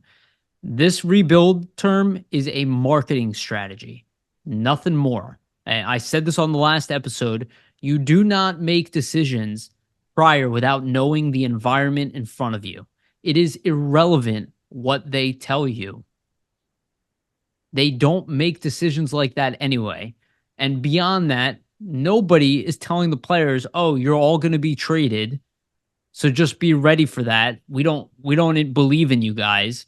We're rebuilding anyway." That's never going to be the message. But in actuality, saying that we're rebuilding doesn't matter.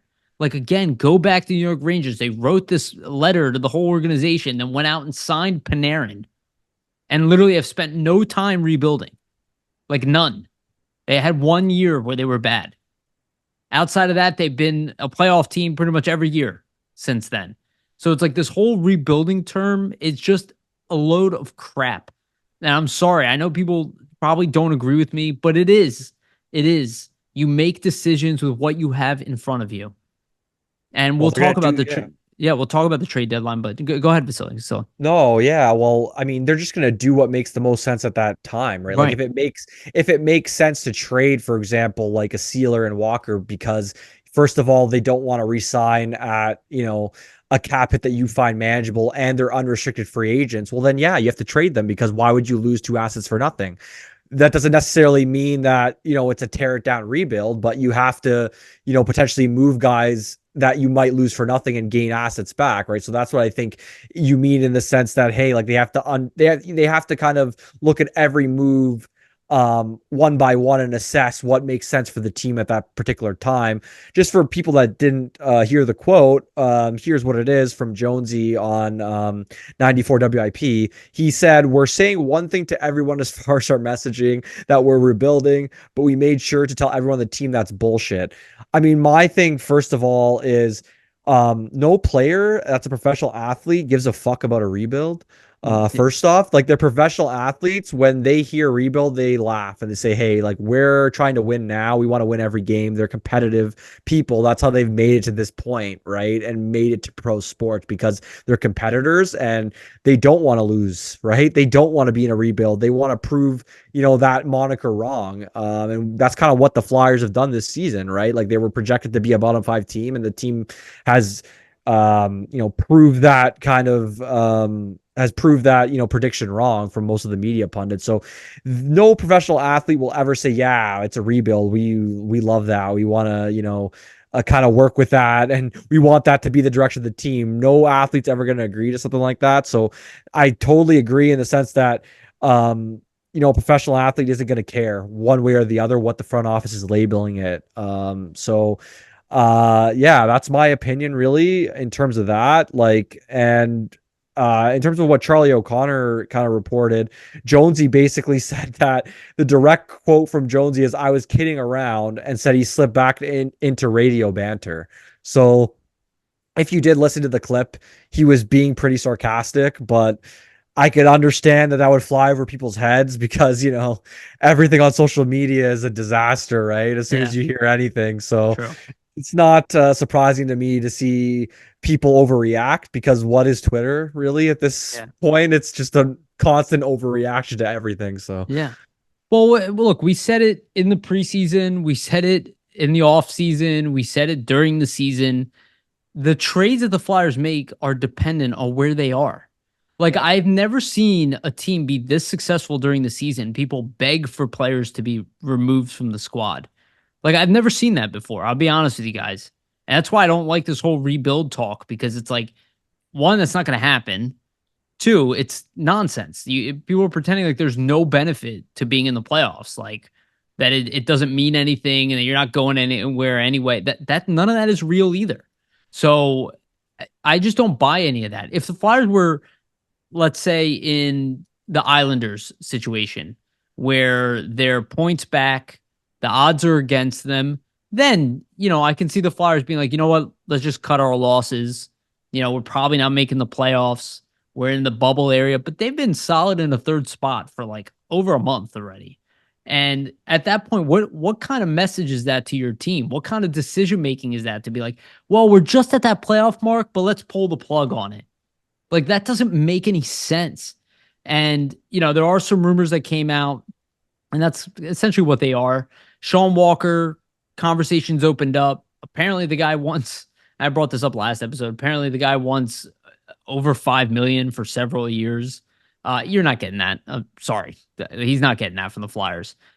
Could he just be? Could they just hold on to him and not trade him for anything? I absolutely think that that's possible, and I think that's the conversations they're having internally. Be like, look, again, second round picks don't turn into magically great players, and the playoffs matter. So they're going to look at what the return is. If the return is what they want and what they value it at, which we value him at a late first round pick, right? A guy who's under 30, who's having a career year, that the team who's trading for him could even re-sign him and continue bringing him in. If that's really the return, then yeah. I mean, if it's a second round pick and a good prospect, yeah, like that we're open to. If that's not the return, the likelihood of him being traded is very slim. Because again, it's going to be a late second round pick. It's not a high second round pick. Yeah. It's almost a third round pick. So it's like it's not that appetizing to us for us to a team that's already lost Drysdale, already lost Ristolainen, to hamper this defense even more for a late second round pick. Like it's not that tempting. I'm sorry, it's not. These draft picks are not guarantees of anything. Yeah, it's They're lottery just, picks, right? yeah, they're just assets. And then with Sealer, and I'll let you talk in a minute here, Vasili. Sorry. With Sealer, those conversations, I believe that they probably want to get a deal done with Sealer. I think that one's possible. If they're going to package both in a deal, one, I've never seen that happen. It's possible, but I don't believe it. Even though their contracts would definitely work and the Flyers could eat cap. And we'll talk about their trade values too. But apparently Sealer wants, somewhere around 3 million for multiple years. I don't think he's getting that from the Flyers, but I do think he can get something above 2 million. It'll be the most he's ever been paid. I think he's happy here. I think they could find an agreement with Sealer. Him at $2 million over 3 years, I think is respectable. If he wants 3 million over 5 years, you're also going to get traded, or they're just going to hold on to him and say, we'll take it for a playoff run and then, find your happiness in unrestricted free agency. And I think that's worth it personally for me. Like that's worth it to me to just keep this going, keep the energy going here. Like fight for the playoff, make the playoffs, win a round if you can. That's worth those assets, in my opinion. But we'll see what happens as far as value goes. Tanev was traded today for a second round pick, a prospect, and conditional third if Dallas to the Dallas Stars. Sorry, from Calgary to Dallas. Depending if they get that third round pick, depending if Dallas makes the finals, then New Jersey got cap for retaining. That's also a leverage that the Flyers have. They can retain 50% of Walker's contract with no problem. That could help you get to that first round pick, especially from a team that's really tight up against the cap. They don't need to even involve a third team. So I think the opportunity to get a first round pick is definitely there for Walker. So that would be the only thing, but I don't think like the Flyers are going to gut their whole defense, and assume that the season means absolutely nothing. All right. I said a lot there. Go ahead, Vasili. No problem. I mean, the trade deadline is going to be interesting for the Flyers just because they have guys that are unrestricted coming up. Like you said, right? Sealer's unrestricted, Walker's unrestricted, even Mark Stahl's unrestricted. I would imagine Stahl probably doesn't get moved, but they said earlier in the season that they're going to kind of abide by his wishes. So if he wants to try to take another run with a contender, maybe they'll move him, but we'll see. But obviously the two big names are Walker and Sealer. I mean, if you look at that Tanev trade, it could be the market setter. I mean, Tanev's a reliable, top four guy, has been for years. Has But even he played is on top 34 pairings. also. Yeah, he's 34. I mean, but he's played on top pairs in the past. He's got that name cachet value, right-handed. You look at the return for him. So, I mean, he goes to Dallas at 75% retained. The Flames, get a second round pick Artem Grushnikov and a conditional third, like you said, for the based on if the Stars make the Cup final. And then it's interesting with the Devils because they basically retained 25% of his salary and bought like a fourth round pick pretty much from Dallas from doing that. So that's pretty shrewd from them to do that. But you could look at it and say Tanev's trade sets the market, so it might be tougher for Walker to get traded for a first round pick here, right? That's totally a viable way to look at it because Tanev was one of those top defensemen on the market. Another way to look at it too, though, is by a supply and demand situation where Tanev's now off the market. A guy like Walker becomes even more valuable because if you want to upgrade your defense, there's only so many options that you have left to get a bona fide top four guy in there. Obviously, two different players stylistically, right? Like Tanev's more defensive oriented, blocking shots. Sean Walker's more offensive oriented. So we'll see. I mean, it might be tough for them to get a first round pick for Walker here, but I do think a second is definitely on the table. And I think they probably could get a prospect as well. So I don't think I would be against that if they got a second and a prospect for him. If it's worse than that, though, I don't know if they're just going to trade him for the sake of trading him because are those assets really valuable at that point? Like, what is a third round pick? Like, what's the likelihood of a third round pick making the NHL, for example? Not very high, right? Even a second round pick, it's not very high. So that might factor into their decision making, saying, hey, like, this team's earned it. Let's keep these guys together here and see what they can kind of do in the playoffs if they don't get what they want back for a guy like Walker. At this point, there hasn't really been contract or formal contract negotiations between Walker and the Flyers. So I don't think that an extension is probably going to happen, especially even if he's looking for over $5 million. I just don't think it's No. worth it, especially with the prospects coming up on the right side. You have an Adder, Andre, a Bonk. It just doesn't make a lot of sense from like a roster management perspective. So I think it's more than likely that Walker will get traded, especially if they can get, late first, potential second and a prospect, something like that. I think it's definitely something we see. And as the market dwindles, right, it could be, like I said, like a supply and demand thing where, hey, like if you want him, you're gonna have to pay up because there's not many other options. Flyers have all the leverage.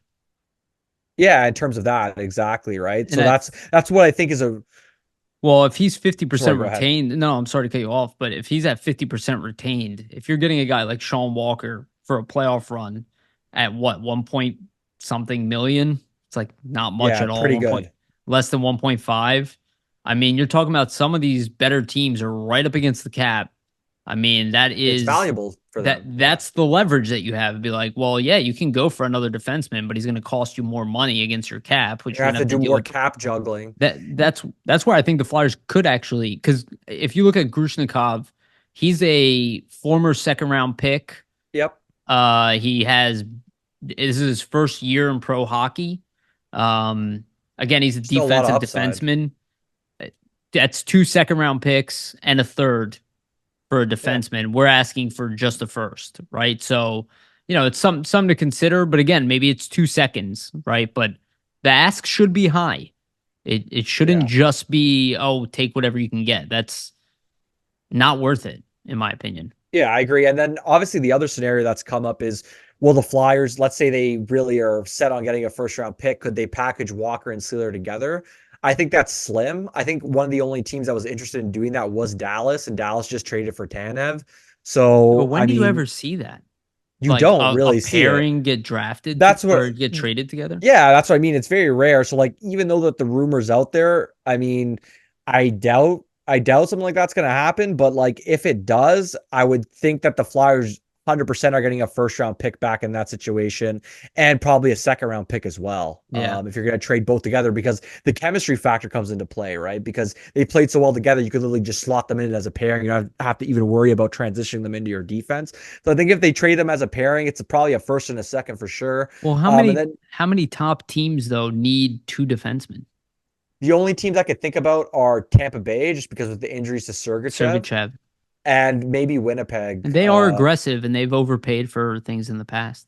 Yeah, so we'll see what happens. Like I said, I think it'll be slim for them to probably trade, both of them together.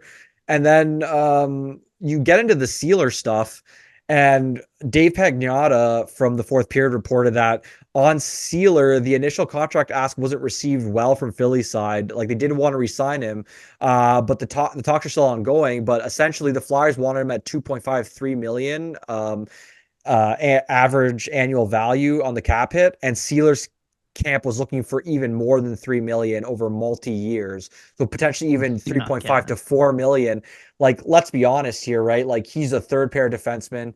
He's played an average of 16-20 time on ice this season, so more like in the second pair range this year, but that's kind of a lot more on injuries and just things that have happened to the Flyers versus where he would really slot in. Like, Yeah. you usually slot him in on a third pair. He's a third pair guy. I think if he's asking for 4 million over multi years, the Flyers easily trade him and just wave goodbye, because I just think for you to lock a guy up like that who's having a career year right now, I think it would just be a mistake. I like the chances of him replicating this moving ahead. It might not happen, right? Like they're called career years for a reason, because you might Yeah. not ever hit them again. No, And it's just not for worth what, that. yeah, just for what he's done, I don't think he's a $4 million defenseman or even close. Like personally, I sent a tweet out earlier with what he's making, 775,000. I wouldn't pay him over $2 million. I think Uh, 2 million, that's what I thought. 2 million for 2 years.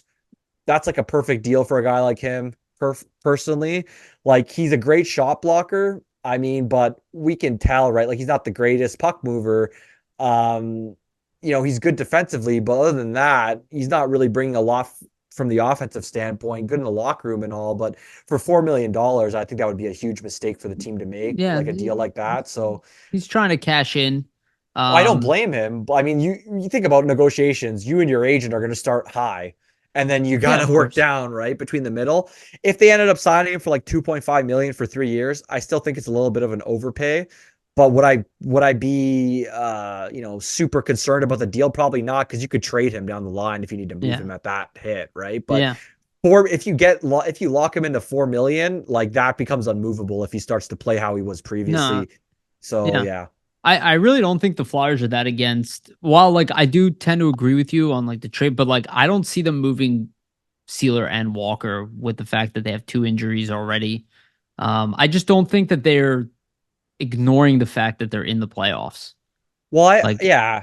or Despite the fact that the team says, "Oh, we're rebuilding and the playoffs are the priority," you got to understand, like Danny Briere is a competitor, John Tortorella is a competitor, Keith Jones are a competitor. Like they want to make the playoffs. The players yeah, want to make the playoffs. Like no matter what they say, they know that it would be a good experience. Personally, the way I see it going, I think Walker's gone. I could see them keeping Sealer, and that's. yeah, But I also could see both of them getting traded as well, depending on what the returns are, right? Like if the defensive market dwindles and some of the only options left are Walker and Sealer, and you have teams overpaying for these guys, I think Danny Briere is a smart enough GM to understand that, hey, like the asset that we're getting back for these guys far surpass what they might give us down the stretch here, and it only makes sense to move them yeah. based on what we're getting back in a trade. So like you said, right, if teams overpay here, I think the Flyers will recognize that and move the guys. And then the other one player that was kind of rumored is Scott Lawton. I don't see him getting moved at Mm, all, no. just based on his play. And I also don't think teams are gonna pony up a first round pick for him at this point, especially if they're hesitant doing so for like a defenseman who's right-handed like a Walker. Like I just Well, don't see them I doing I it. think that teams would actually. I mean, we're I think we're a little bit at odds there. I think that the Flyers just don't want to move him. Yeah, for sure. I I don't just think they want to move him. I just don't know like if you're gonna get what you're looking for, which makes sense. If you're Briere, you want a team to overpay you for a lot. And if they're not going to, then wait till the offseason where what was that massive trade Tampa Bay made the other year? I think it was last year. yeah, What was his for name? Tanner Jeannot, I think Yeah, like 3 second rounders, like a fourth rounder, a fifth rounder, yeah. something fucking nuts, So basically. that's pretty much what a team would have to do to get Scott Lawton out of here.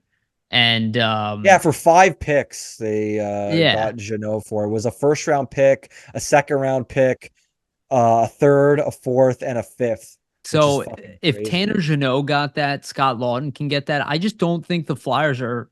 Again, I think fans are more obsessed with draft picks than owners are. I think the owners look at draft picks as assets, not guarantees of anything or guarantee of success. Again, look at where the Rangers are and tell me that they did that just by accruing first round picks. not how they Yeah. got to the point that they're at. But one thing I'll caveat is if you're the Flyers, and you know for a fact, hey, like Sealer, we can't extend him at a number that we want. Walker, we know we're gonna move him. Like you got to capitalize there and get those assets. And it's not even for the draft reason. It's for the fact that you might be able to use those draft picks you get in a trade to upgrade Sure. in other areas, right? So Absolutely. Yeah, and that's where I say they look at it as an asset. I'm okay with what they do. I just have a hard time believing that with the current injuries that they're just going to say, yeah, we're just going to remove our second pairing. We're going to slot young guys in there and we're just going to I think one of them for sure is on the table.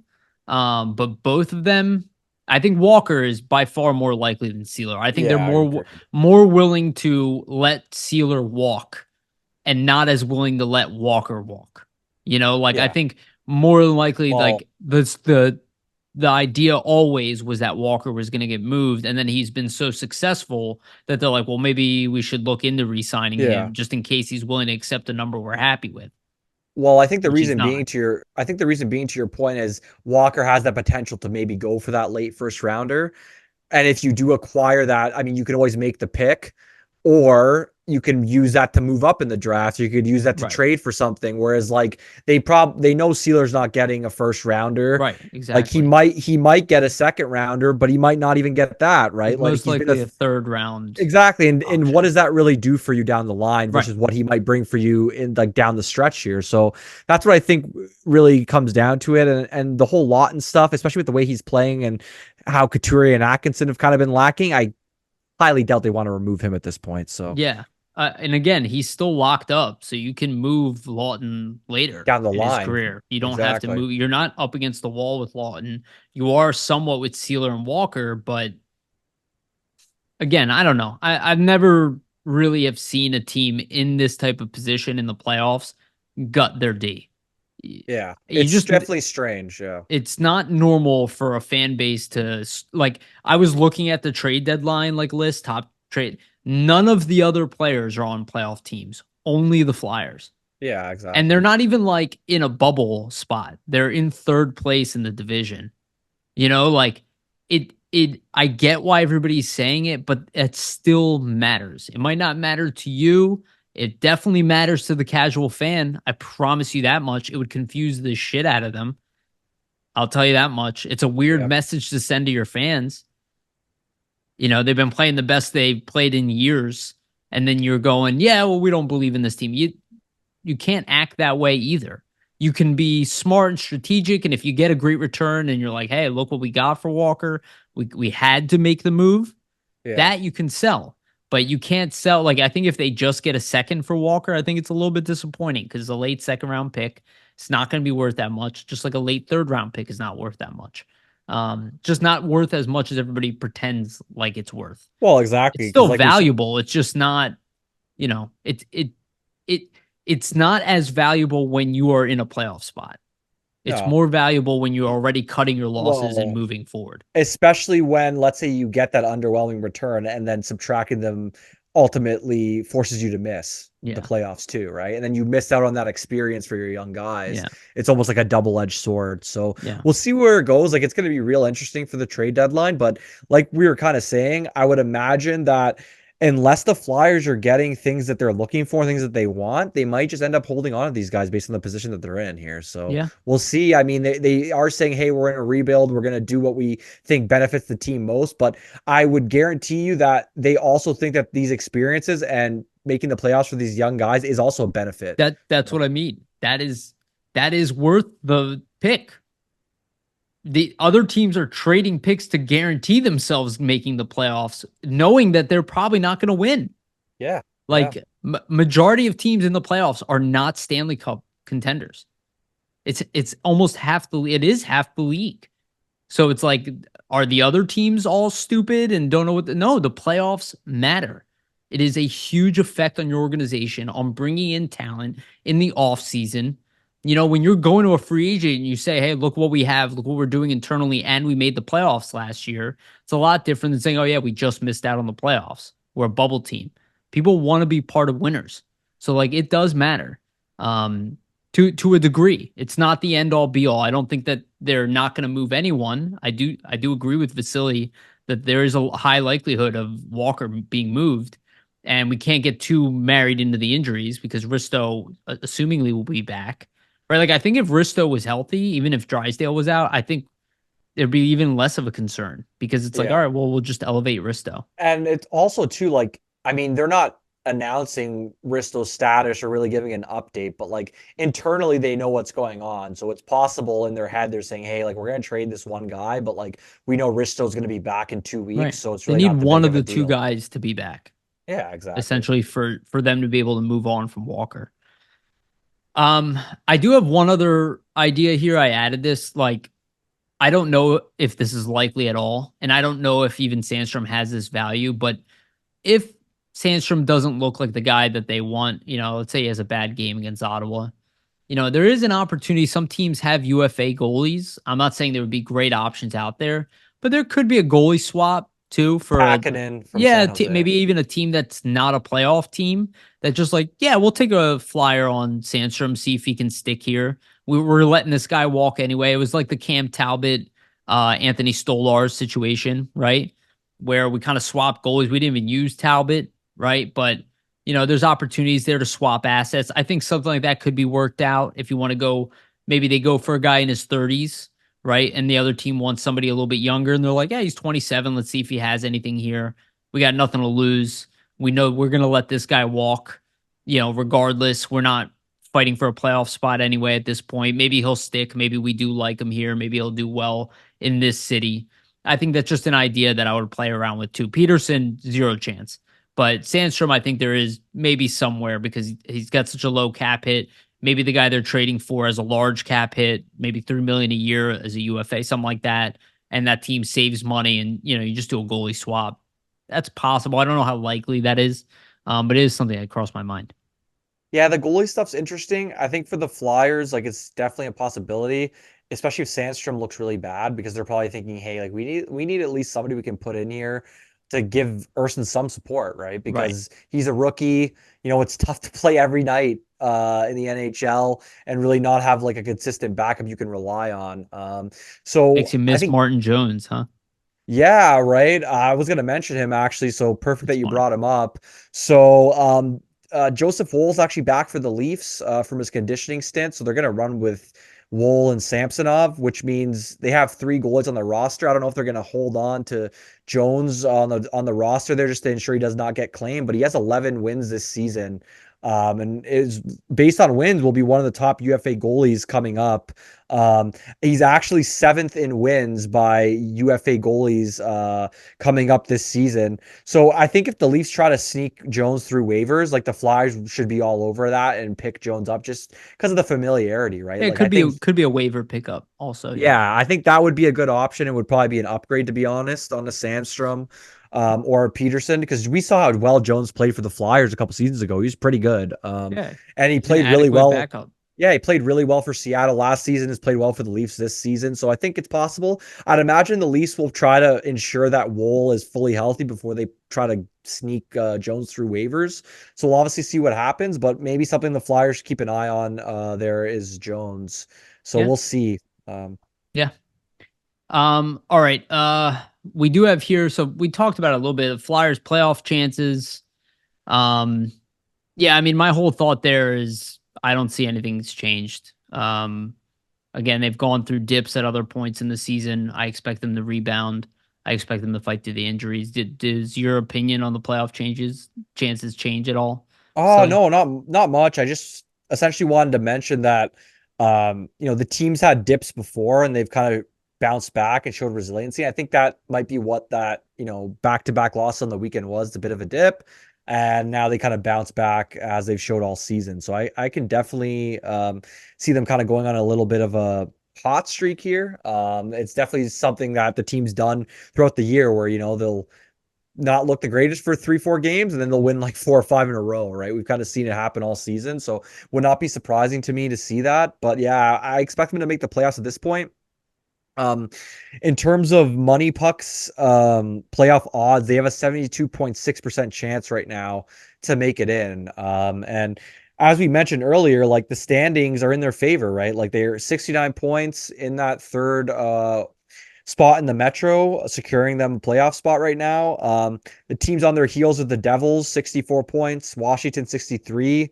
Um, and the Penguins with 62. So that Washington game on Friday night is going to be a big one because the Caps do have 2 games in hand on the Flyers right now. But if the Flyers can beat the Capitals, that's almost kind of putting them in the rear view mirror, similar to the Penguins game last Sunday. So it's going to be a huge divisional matchup. So, if the Flyers can win, that almost takes another team kind of on their heels out of the running. So it'll be interesting. But with the way they played, like, I can't see them falling off a cliff or anything. The only thing that I could see really hurting their chances if they do move Sealer and Walker, that might be pretty difficult, right, for them to kind of continue to play this well when you take away 2 guys that have been kind of crucial to their success here. That was kind of my point. Is like I don't know if they necessarily want to hamper that.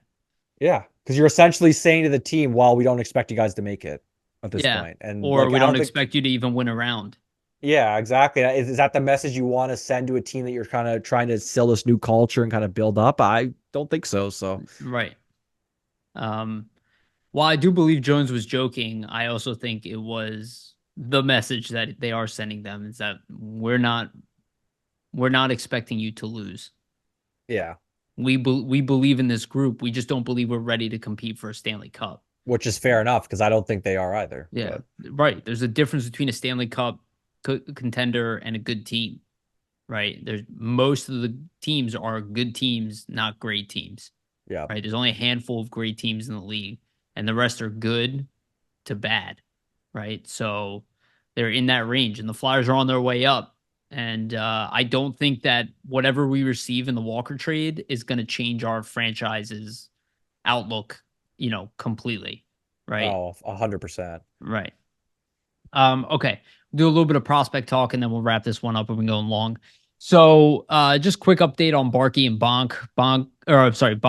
Barkey had a goal and 2 assists the other night. Bonk scored again. Right now, Barkey is third in the OHL in points with 86 points, 31 goals, 55 assists. It's a 1.59 points per game and a plus 41, which shows how good his team is, but also how impressive his line has been overall.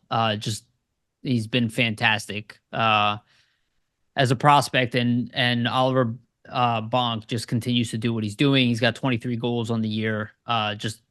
23 goals, 38 assists, 61 points in 50 games. 1.22 points per game. He's a plus 23 on the year. Just really solid. Since Gauthier has been moved, as far as North America, these are the kind of the 2 chip prospects that the Flyers have, at least on the surface level. There is success beyond that, and we've mentioned a lot of them, on here, but these are really, really good seasons. Mind you, they're on a great team, but still, they're kind of leading the way there. I just think they've been really impressive. Yeah, those two obviously they've been lighting it up all season and they just continue to do it. And I think for Barkey, especially just like where you got him as a third round pick, like it looks like he really should have been drafted higher at this Yeah, point. So it's at looking least like another, second round. yeah, it's looking like a steal of a pick for Barkey. And then Bonk, I mean, it's just encouraging because he was never thought to have this type of offensive upside. He's kind of thought to be more of a stay-at-home guy, but he's obviously um, kind of proving that mindset and that thought process wrong at this point. And he's showing to be a power play weapon because I think a good majority of his goals have come out of the power play as well, and that's a really good sign. So Yeah, we'll keep it short on that one. And the last topic we have is just wanted to address this. So Craig Button released his list of top NHL affiliated prospects around the NHL, and he had Cutter Gauthier as number one. Michkov was fifth on that list. I will laughable. say, yeah. So I reached out to Steve Kornianos, and I'm not going to quote like everything we talked about, but I just wanted his thoughts on it, and we're on the same page. Just the quick blurb is there is no justification for Michkov being ranked behind Gauthier. And I 100% agree. And this is what I was saying to Vasili prior to recording. Would you trade Cutter Gauthier for Matvey Michkov? I don't Not think a a single chance. Yeah. NHL GM would say yes to that. So No. I look at these rankings. I'm sorry, I like Craig Button, but they are nonsense. He has Daniil Yurov, who is having a m- marvelous year in the KHL at 32, which is also a joke. It just continued to show that the Russian league is just not exposed enough. I don't take this ranking very seriously, and in my opinion, Michkov is by far number one on this list. I still have trouble fathoming how people are not putting him in the category of Connor Bedard. I don't get it. Again, he's outperformed Bedard in the earlier stages when they were allowed to compete against one another. He's done everything being asked of him. He is shattering records on a generational pace. Literally couldn't do any more, and he's on a really bad team doing this. So I don't see it. I Yeah. don't know what the hell people are talking about. I think Cutter Gauthier is going to be an excellent NHL player. I don't see him on the level um, of of Michkov, and Yeah. I just wouldn't take this list too seriously. What are your thoughts, Vasily? I just think people haven't seen Michkov enough, to be honest, Yeah, right? Like, whereas it's a lot easier to see Cutter Gauthier play right now than it is to see and Michkov and just with him everything in getting the player of the KHL. tournament and Yeah, exactly. And the Russian factor. Like, for example, if Michkov's in that World Junior Championship, he probably rips it up and he's the player of the tournament. And then what's the media perception at that point, right? So it's all perception in the sense that a lot of these Russian prospects, they're not getting that national media attention because they're not in any of these right. tournaments that a lot of these, prospect pundits are paying attention to and making their rankings off of. And Button's a really nice guy. Like, I personally met him, real nice I'm guy, a but like, fan. I'm a fan of yeah, his. exactly. I'm a fan of his, but it's been noted by many that he's a guy that does a lot of his rankings based on tournaments, not off actually watching a prospect season. And I personally think that's backwards, right? Like, what's the larger sample size? So that's my opinion on it. I personally think Michkov's a much better prospect than Gauthier, and my reasoning for it is this: NCAA, the level of competition is not on the level of the KHL. And that's the easiest way to make the argument, right? Like, the level of competition in the KHL is substantially higher than it would be in the NCAA. So that's my thought process. I have a couple Michkov stats just to end off with. Yeah, hit me. So he was held pointless in his final game of the season, which is unfortunate. He ended up finishing the year 19 goals, 22 assists, 41 points at 48 games, which is really, really good. Points per game percentage, he's like a 0.95, I believe, in terms of points per game. He just missed out by 1 point all time. For the U20 KHL scoring record, and that was held by Kirill Kaprizov, who had 42 points as a U20. So I mean, really good company. Obviously, we know that Kaprizov is like one of the best players offensively in the NHL. Say top 10 offensive player for sure. So that's obviously really great, to be on the same level as a player like that. But he did it. Michkov had the best draft plus one season in KHL / Russian Super League history with his performance this season. Number So 5 on the list, though. yeah, yeah. So one of the, number 5 on the list, but historical season, in one of the best pro leagues in the world. So something obviously to note there for Michkov. He had a wonderful season. And one thing I did want to mention as well is Marat Kustendidov had his contract terminated by his KHL team, and he's going to make his way over to the NHL next season and play for the Wild. So not to say that the same thing is going to happen for Michkov, but you see this happening with KHL players. So, some teams are not afraid to terminate contracts with players if that's what the player is looking for. And that's what Marat was looking for in the situation. So who knows what's going to happen with Michkov and Ska down the line. But it's obviously something that, KHL players are getting let out of some of these contracts, as we can see with this news happening just a couple days ago. So who Yeah. knows? Like, my personal opinion is I think Michkov gets another season in the KHL with Ska, and I think that third season they terminate and he probably comes over. But I don't see him playing the full contract. That's just my opinion. I have no Yeah. sources, but that's just the way I see it. That's where my head's at as well. I'd love to have him next year. But you know, that might not be in our hands. All right, let's end it on that. I love ending with Mitch Cobb just because I'm so excited about him. Yeah, looks Yeah, awesome. just Vasily, you got anything for our audience before we as we So end?